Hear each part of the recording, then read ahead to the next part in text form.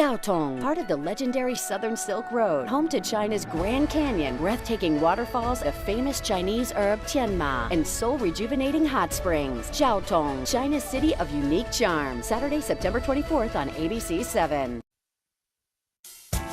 According to the National Alliance for Caregiving, more than 65 million people in the U.S. are unpaid family caregivers, and many of them likely caring for elderly loved ones, a labor of love that can be stressful. Joining us today is the author of a new book that tackles every aspect of caregiving for the elderly. It's called Eldercare, the essential guide to caring for your loved one and yourself. And author Derek McDaniel is joining us today. Thank you so much for being with us. Well, thank you very much for having me. Really, I have to say that, and I'm assuming this was perhaps your intention, that I do feel like that this is a guidebook for a place in our lives that many of us are going to find ourselves in.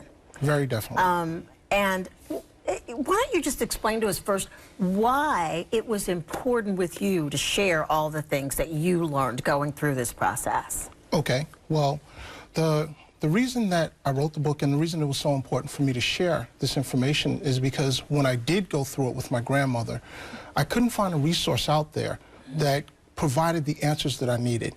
The resources that were out there basically fell into two separate categories. One was the academic category, and the other ones just felt like promotional guidebooks from one company or another one.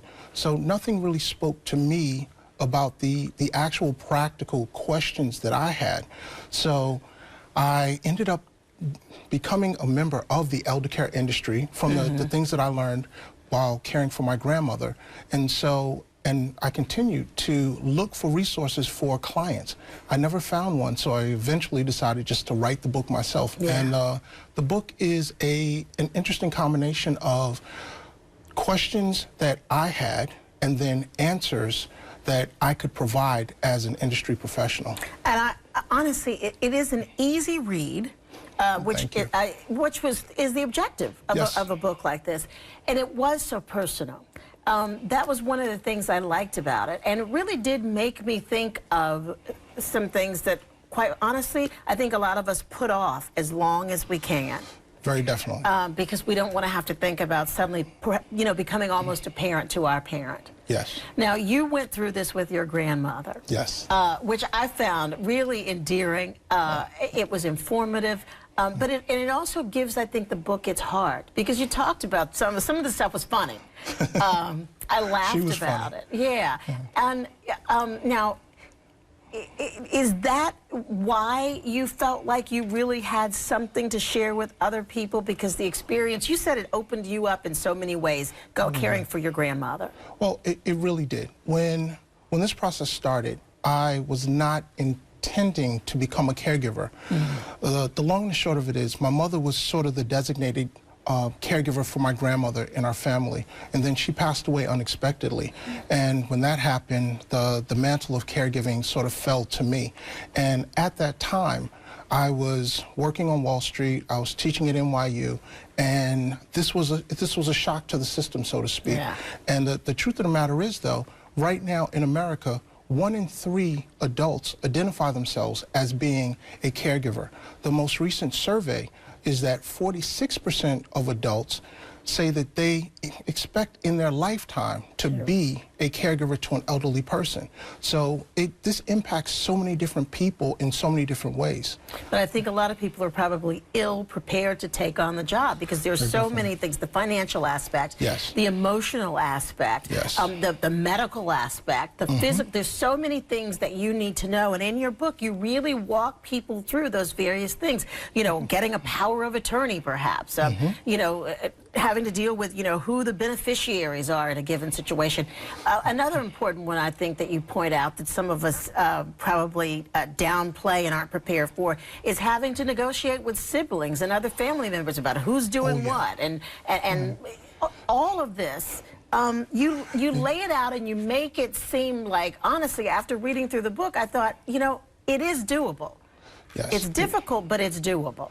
Well, at the end of the day, what this comes down to is preparation, preparation, preparation. As you said, most people sort of put it off, they ignore it, they hope that it doesn't happen, and it doesn't work that way for most folks. The long and short of it is I tell people, approach eldercare the way that you would approach contemplating having children. And because there are so many similarities to it. Think about how much time it will be dedicated to this. Think about the financial commitment that you're going to have to make.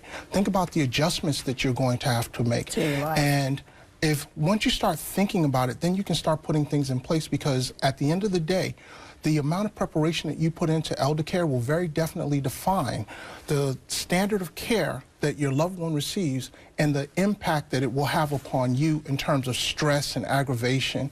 So it's preparation is the key thing. And your book does point out the fact that in addition to making all those preparations for your loved one, you really do have to make sure you're taking care of yourself. And you compare it to the oxygen mask falling in the airplane.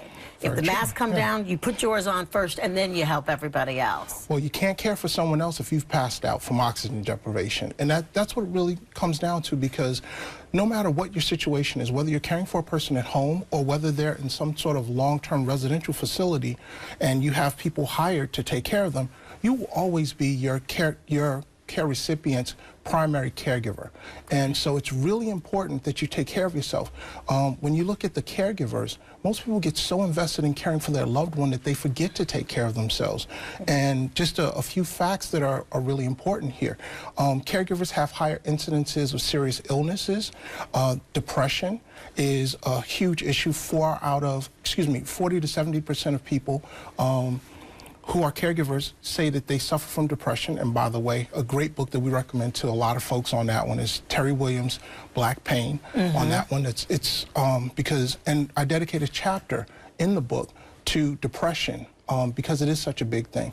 And I'm going to have to cut you off because we're running out of time, but the book is Eldercare, The Essential Guide to Caring for Your Loved One and Yourself. Yes. Thank you so much for being with us, Derek. We appreciate it. Thank you for having me. We'll be right back.